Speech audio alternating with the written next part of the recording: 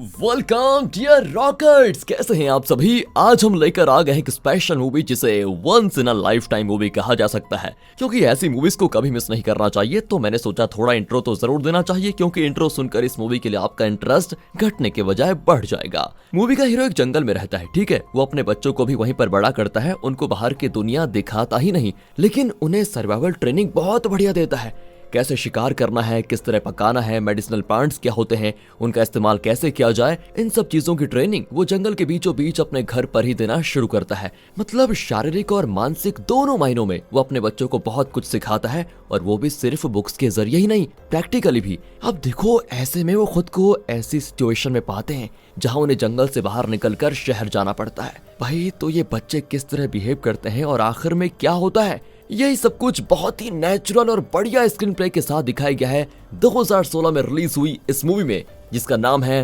Captain fantastic. अगर आप channel पर नए हैं, पसंद आ गया है तो सब्सक्राइब जरूर कर दीजिएगा। तो मूवी की शुरुआत में एक घने जंगल को दिखाते हैं, जहां बैन नाम का एक आदमी अपने 6 बच्चों के साथ रहता है। ये बच्चे यहीं पर पैदा हुए हैं और यहीं पर बड़े हुए हैं। इनमें 3 तो लड़के हैं और 3 लड़कियां। तो चलो जरा इनका नामकरण कर लेते हैं। इनके नाम है बोडियन, रेलियन, कैलियर, वेस्पर, जाजा और नाय। और दोस्तों, ऐसे अजीब नाम बैन ने इनको इसीलिए दिए हैं क्योंकि वो चाहता है कि इस पूरी दुनिया में इस नाम का कोई और हो ही ना। उसके बच्चे मतलब सबसे अलग हों, एकदम यूनिक। और वो नहीं चाहता कि उसके बच्चे बाहर की भ्रष्ट दुनिया में जाकर जिएं, इसलिए उसने उन्हें इस जंगल में ही पाल पोस कर बड़ा किया है। देखो ना, उसने कितना बढ़िया एक लकड़ी का घर बनाया है और वो यहीं पर रहते हैं। असल में दोस्तों, बैन और उसकी पत्नी लेजी शहर में रहते थे, लेकिन वहाँ की स्थिति, हर चीज में भ्रष्टाचार, तानाशाही, ये सब कुछ देखकर वो दुनिया से तंग आ गए थे। वो वामपंथी सिद्धांत में विश्वास रखते थे, जिस वजह से उन्हें वो दुनिया रास नहीं आई। दोनों ने मिलकर अपने बच्चों को इस जंगल में प्रकृति के बीच ही पालने का फैसला किया था। लेकिन कुछ महीने पहले बैन की पत्नी लेजी को बाइपोलर डिसऑर्डर हो गया, जो कि एक मानसिक रोग है, और इस वजह से उसका इलाज करने के लिए वो न्यू मैक्सिको में अपने पिता के घर पर रह रही थी, और फिलहाल हॉस्पिटल में उसका इलाज चल रहा है। अब यहाँ पर सिर्फ बैन और बच्चे ही रहते हैं। पर दोस्तों, ट्रेनिंग एक भी दिन नहीं रुकती। वो बच्चों को हंटिंग, कुकिंग, मेडिटेशन, प्लांट्स को प्रिजर्व करना, प्राकृतिक तरीके से पानी को निर्मल बनाना, सेल्फ डिफेंस, इस तरह की कई स्किल्स को बड़े जबरदस्त तरीके से सिखाता है। इसके साथ ही वो बच्चों की पढ़ाई भी करवाता है, जिसके लिए वो कई बुक्स लेकर उनको देता है, ताकि उनकी नॉलेज किसी भी स्कूल की एजुकेशन से कम न रहे। साथ ही साथ वो इनको कई लैंग्वेजेस सिखाता है। जब बच्चे कोई सवाल या डाउट पूछते हैं तो वो घुमा फिराकर कुछ नहीं कहता, बल्कि सीधा जवाब देता है। मौत क्या होती है, अब्यूज का क्या मतलब होता है, ये सब कुछ वो बेझिझक उनको बताता है। इसीलिए बच्चों को भी कोई सवाल करने में कोई संकोच नहीं होता। अब देखो, एक दिन की बात है, हुआ क्या। बोडियन अपना पहला शिकार करता है और एक हिरन को मार कर गिराता है। बहन कहता है कि शाबाश बेटा, अब तुम लड़के नहीं आदमी बन गए हो। वो हिरन का खून बोडियन के मुंह पर मलकर मरे हुए जानवर का एक टुकड़ा काट कर बोडियन को कच्चा खिलाता है। फिर वो हिरन को घर लाकर पकाते हैं और सब मिलकर मस्त मजे में खाते हैं। रात को मतलब एक तरह से जश्न मनाया जाता है। म्यूजिक, डांस होता है बहुत बढ़िया तरीके से। देखो ना किस तरह एंजॉय कर रहे हैं, बिना टेक्नोलॉजी के, बिना इंटरनेट, बिना मोबाइल, बिना इलेक्ट्रिसिटी के। हाँ, क्या आप इस तरह रह पाएंगे? कभी भी नहीं। खैर, ये लोग भले ही जंगल में जीते हैं, लेकिन कुछ चीजें खरीदने के लिए इनको शहर जाना पड़ता है। तो अगले दिन बैन और बोडियन कुछ जरूरी चीजें खरीदने शहर जाते हैं। बैन जंगल से मिली चीजों को एक जगह पर बेचता है, तो दूसरी ओर बोडियन से कुछ लड़कियां बात करने की कोशिश करती हैं। पर बोडियन को लड़कियों से बात करने की आदत ही नहीं होती, तो वो बड़ा अजीब बिहेव करता है। लड़कियां भी उसको चिढ़ाकर चली जाती हैं, क्योंकि बोडियन अब बड़ा हो चुका है। उसने शहर में अपने लिए एक मेल बॉक्स खुलवा लिया था। वो उसे खोलता है तो उसमें कई लेटर्स होते हैं, जिसमें बहुत बड़ी बड़ी यूनिवर्सिटीज का एडमिशन ऑफर होता है। लेकिन वो ये सब बैन को बिना बताए कर रहा था दोस्तों, बैन को बिना बताए। असल में बोडियन ने दूसरे स्टूडेंट्स की तरह किताबी नॉलेज हासिल नहीं की थी, बल्कि घर पर उसके पिता ने उसको हर चीज की प्रैक्टिकल नॉलेज भी दी थी। इसलिए हर यूनिवर्सिटी उसको एडमिशन देना चाहती है। बोडियन भी शहर में पढ़ना चाहता है, लेकिन बैन को बताने की उसकी हिम्मत नहीं होती, और वो अपने पापा के साथ घर लौट आता है। बैन अपनी बहन को कॉल करता है, जो शहर में रहती है। वो पूछता है कि लेजी हॉस्पिटल में है, तुम्हें कुछ पता है वो कैसी है, क्योंकि मैं तो उसके पेरेंट्स से बात नहीं कर सकता ना। तब बैन की बहन कहती है कि लेजी का डिसऑर्डर हद पार कर गया है भाई, उसने अपने खुद जान ले ली है। और ये सुनकर बैन टूट जाता है। वो घर आकर अपने बच्चों को बता देता है। वो भी बहुत रोते हैं और आखिरी बार अपनी माँ का चेहरा देखना चाहते हैं। रेलिन को बड़ा दुख होता है और वो भी गुस्सा हो जाता है कि वो अपनी माँ को देख नहीं पाया। वो चाकू से कबर्ड में छेद करके अपना गुस्सा निकालता है। उसी रात बैन को एक लेटर मिलता है, जिसमें लेजी ने लिखा होता है, अगर मैं इस दुनिया से चली गई तो मेरा कोई धार्मिक फ्यूनरल ना हो, प्लीज मुझे सिर्फ जला दिया जाए। अगले दिन बच्चे पूछते हैं कि माँ का फ्यूनरल कब है, हम वहाँ जाना चाहते हैं प्लीज। ये बात तो बैन भी नहीं जानता, तो वो शहर जाकर अपने ससुर को यानी लेज़ी के पिता को कॉल करता है और पूछता है कि लेज़ी का फ्यूनरल कब है।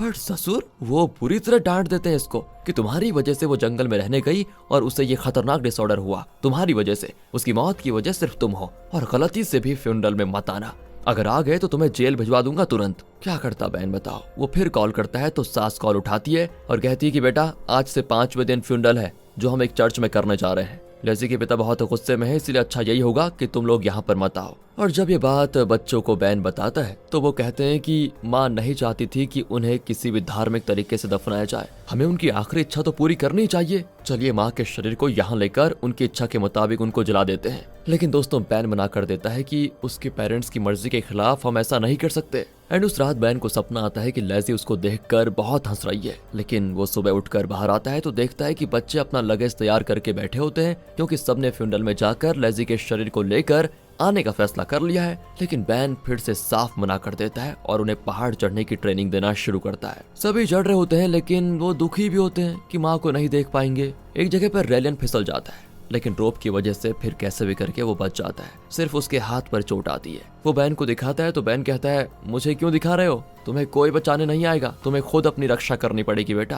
पास वाली चट्टान पर हाथ रख के ऊपर आ जाओ चुपचाप। फिर बैन रेलियन की चोट पर पट्टी बांधता है, लेकिन इनके उतरे हुए चेहरे बैन से देख ही नहीं जाते और वो सबको लेकर लेज़ी के फ्यूनरल में जाने का फैसला कर लेता है। छोटे बच्चे पहली बार बस में बाहर निकल रहे होते हैं और वो आसपास का नजारा देखने लगते हैं। वो सीधे बैंक जाते हैं जहाँ से बैन अपने अकाउंट से कुछ पैसे निकाल लेता है। वो कहते हैं कि यहाँ पे लोगों के पेट इतने बड़े क्यों हैं, इन्हें कोई बीमारी है क्या?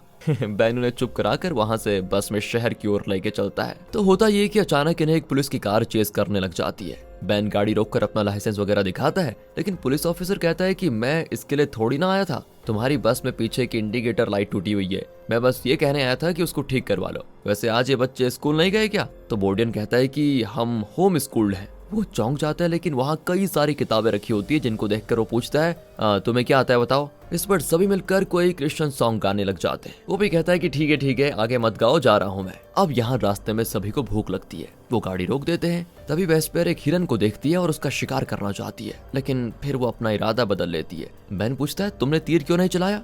वो कहती है कि हिरन तो एक जगह पे खड़ा है, फिर मैं उसका शिकार कैसे कर सकती हूँ। अब शिकार भी नहीं मिला तो वो पास के एक रेस्टोरेंट में जाते हैं। मेन्यू कार्ड्स पर hot dogs, Coca Cola, burger वगैरह सब कुछ देखकर ये सभी पूछते हैं ये क्या चीजें हैं? बैन कहता है बेटा ये सारी चीजें जहर हैं, जहर, इसे हम नहीं खाएंगे, बिल्कुल भी नहीं। कहकर वो उनको सुपरमार्केट में लेकर जाता है जहाँ फल वगैरह रखे होते हैं। वो अपनी जरूरत की चीजें निकाल ही रहे होते हैं कि अचानक बैन लुढ़क कर गिर जाता है। लगता है वो हार्ट अटैक होने की एक्टिंग कर रहा है। इसी बीच बच्चे कुछ चीजें चुरा कर वहां से भाग जाते हैं। ओहो नाइस ट्रिक। बाकी बच्चे वहां के स्टाफ से कहते हैं कि हमारे पापा को अक्सर ऐसा दौरा पड़ता है, टैबलेट लेंगे तो ठीक हो जाएंगे। और ये कहकर वो बैन को कोई टैबलेट खिलाते हैं। वहाँ के लोग पूछते हैं कि क्या हम कोई एम्बुलेंस बुलाएं? बैन कहते हैं नहीं मेरे पास टैबलेट्स हैं, वही काफी है। कहकर वो बाहर जाते हैं और एक सुनसान जगह पर बैठकर चुराए हुए फूड आइटम्स को खाने लग जाते हैं। बैन उनके लिए मिठाई लाया था और कहता है कि आज एक फेमस फिलोसफर का बर्थडे है, इसलिए हम उसको सेलिब्रेट करेंगे। वो बच्चों को गिफ्ट्स भी देता है जो कि असल में धनुष, तीर, चाकू वगैरह होते हैं जिनसे मतलब शिकार किया जाता है। रेलन पूछता है कि हम किसी फिलोसफर का बर्थडे वैसे मना क्यों रहे हैं, दूसरों की तरह न्यू ईयर, क्रिसमस वगैरह क्यों नहीं मनाते हम? इस पर दोस्तों बैन कोई जवाब नहीं देता। एंड फिर वो अपना सफर जारी रखते हैं और सीधे बैन की बहन के घर पहुंच जाते हैं। उसके 2 बच्चे होते हैं जो वीडियो गेम में मस्त रहते हैं, लेकिन बहन के बच्चे तो जानते भी नहीं कि वीडियो गेम होता क्या है। बैन की बहन के बच्चे इन सभी का मजाक उड़ाते हैं कि अरे ये लोग तो फेमस ब्रांड्स के नाम भी नहीं जानते। फिर वो पूछते हैं कि बैन की वाइफ को क्या हुआ। उनके पेरेंट्स बताते हैं कि तबीयत खराब थी जिस वजह से वो चल बसी। लेकिन बैन को तो अपने बच्चों से साफ साफ सच बताने की आदत है, इसलिए वो कह देता है कि मेरी वाइफ को बायोपोलर डिसऑर्डर था जो कि एक मेंटल डिसऑर्डर है। जब वो ट्रीटमेंट को सह नहीं पाई और उसे खतरनाक इल्यूजन्स आने लगे तो उसने अपना नस काट लिया, वो आत्महत्या करके मर गई। अब ये सुनकर बैन की बहन गुस्सा हो जाती है। वो बैन को अकेले में ले जाकर बहुत सुनाती है कि तुम पागल हो गए जो बच्चों के सामने ये सारी चीजें कह रहे हो। बैन भी सॉरी कह देता है कि देखो आगे से तुम्हारे बच्चों के सामने मैं ऐसा कभी नहीं बोलूंगा। उस रात बैन के बच्चे बाहर चादर वगैरह लेकर सोने चले जाते हैं। बैन भी बाहर सोने जाता है। उसकी बहन पूछती है ये क्या कर रहे हो तुम, अंदर तुम्हारा बिस्तर लगा दिया है तो तुम बाहर क्या कर रहे हो? पर बैन कहता है नहीं, हमें तो आसमान में तारे देखकर सोने की आदत है। अब अगले दिन भी कुछ इस तरह ही होता है। तो बैन की बहन उससे कहती है ये तुम बच्चों के साथ क्या कर रहे हो, उन्हें जंगल में पालोगे तो उनकी नॉलेज कैसे बढ़ेगी, स्कूल भी नहीं भेजते तुम तो उनको, उन्हें स्कूल भेजो वरना उनके फ्यूचर में कुछ नहीं मिलेगा उनको। बैन थोड़े एटीट्यूड में कहता है कि अच्छा ये बात है, कहकर वो बहन के बच्चों को बुलाता है और अपनी बेटी नाय को बुलाता है। फिर वो बहन के बच्चों से पूछता है कि अच्छा ये बताओ बेटा कि बिल ऑफ राइट्स क्या होता है। दोनों लड़के टुकुर टुकुर देखने लगते हैं क्योंकि उनको पता ही नहीं कि बिल ऑफ राइट्स क्या चीज है। फिर वो वही सवाल नाई से पूछता है तो वो उस सवाल का डिटेल्ड एक्सप्लेनेशन देने लग जाती है। बैन की बहन दंग रह जाती है कि इतनी छोटी बच्ची को इतनी नॉलेज कैसे मिली। फिर वो वहां से निकल जाते हैं और मोटर होम कैंपिंग साइट पर पहुंचते हैं जहां और भी लोग रुके हुए हैं। वहां बोडियन एक लड़की को देखता है। बोडियन को वो पसंद आ जाती है और वो उसे इम्प्रेस करने के लिए योगा करके दिखाने लग जाता है। उस लड़की को भी बोडियन अच्छा लगता है। दोनों बातें करते हैं और आखिर एक दूसरे को किस भी करते हैं। बोडियन के लिए तो ये तो एकदम नया एक्सपीरियंस होता है। इतने में उस लड़की की माँ जाती है तो बोडियन घुटने पर आ जाता है और उस लड़की को सीधे प्रपोज ही कर देता है। इस पर तो उसकी माँ हंस पड़ती है कि एक किस में ये शादी पे उतर आया। वो दोनों बैन पर गुस्सा नहीं होती और इस बात को कैजुअली लेती है, लेकिन बोडियन को थोड़ा इंसल्टेड फील होती है कि ये मैं क्या पागलपन कर दिया। अब अगले दिन वो निकल जाते हैं और बोडियन बहुत उदास होकर उस लड़की को गुड बाय कह देता है। आखिर वो चर्च तक पहुंच जाते हैं जहां लेजी का फ्यूनरल होने जा रहा है। रात को वो बस में ही सोते हैं। साथ ही साथ रात को बैन को फिर से लेजी के सपने आते हैं। अगली सुबह होता है फ्यूनरल और सभी ब्लैक ड्रेस में आए होते हैं, लेकिन बैन और उसके बच्चे तो बिल्कुल कलरफुल ड्रेसेस में पधारते हैं। बस फिर क्या था, बैन का ससुर हो जाता है आग बबूला कि ये कैसे जंगली लोग हैं जो ओकेजन्स के हिसाब से ड्रेस करना भी नहीं जानते। पेस्टर यहाँ पर अपनी बात शुरू कर ही रहा होता है कि बैन वहाँ जाकर सभी से कह देता है कि मेरी वाइफ लेसी बौद्ध सिद्धांतों को अपना चुकी थी। उसे किसी भी धर्म में विश्वास नहीं था। उसने अपनी आखिरी ख्वाहिश इसमें लिखी हुई है और इसी के हिसाब से उसका अंतिम संस्कार होना चाहिए। वो चाहती थी कि एक जगह पर उसको जला दिया जाए और म्यूजिक वगैरह प्ले करके सब वहाँ पर खुश रहें। वो नहीं चाहती थी कि कोई उसकी मौत का मातम बनाए। उसने ये भी लिखा है कि उसको जलाकर जो राख मिले उसे किसी पब्लिक टॉयलेट में डालकर फ्लश कर दिया जाए।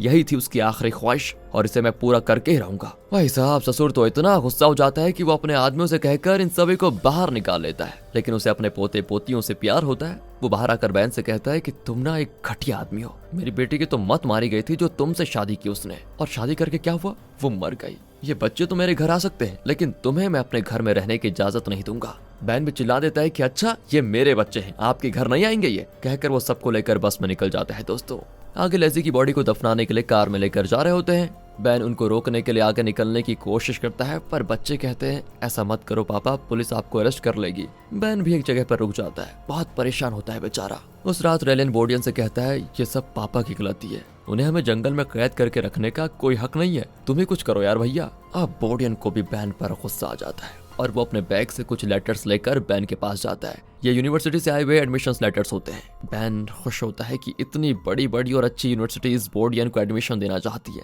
लेकिन वो गुस्सा भी होता है कि मुझे बिना बताए तुमने इतनी जगहों पर अप्लाई कैसे किया। तब बोडियन बताता है कि ये मैंने अप्लाई नहीं किया था पापा, माँ ने मुझे ये एग्जाम देने को कहा था और उन्होंने मेरे लिए अप्लाई किया था। वो जानती थी कि हम आखिर तक इस तरह जंगल में नहीं रह सकते, कभी तो हमको बाहर निकलना ही पड़ेगा, तब हम क्या करेंगे। इसलिए उन्होंने पहले ही सोच लिया था कि बच्चों को कुछ एग्जाम देने चाहिए ताकि वो बाहर पढ़ें, बाहरी दुनिया के तौर तरीके सीखे। देखिए पापा, आपने हमें अच्छी शिक्षा जरूर दी है लेकिन वही सब कुछ नहीं होता। ऐसी कई बातें हैं जो जंगल के बाहर जाकर ही सीखी जा सकती हैं, कहकर वो चला जाता है। तब नाई बैन को एक लेटर देती है जो रेलन ने लिखा था कि मैं नाना जी के पास जा रहा हूँ। बैन उसे लेने के लिए अपने ससुर के घर जाता है जहाँ रेलन वीडियो गेम्स में बहुत मस्त होता है। बैन कहता है कि चलो घर चलते हैं बेटा, पर रेलन कहता है कि माँ तो शहर में रहना चाहती थी लेकिन आपने उन्हें जंगल में रहने के लिए मजबूर किया, आपकी वजह से ही माँ मरी है और मुझे अब आपके साथ बिल्कुल नहीं रहना, मैं यहीं पर रहूंगा, कहकर वो दूसरे कमरे में चला जाता है। और ये सुनकर बेचारे बैन की आंखों में बेबसी नजर आती है कि उसके बेटे ने ये क्या कह दिया उसे। वो उसके पीछे जाता है लेकिन तभी एक तीर उसे लगते लगते रह जाता है। ससुर ने तीर चलाया था बताओ। वो भी कहता है कि तुमने मेरी बेटी की जिंदगी बर्बाद की है लेकिन अपने बच्चों को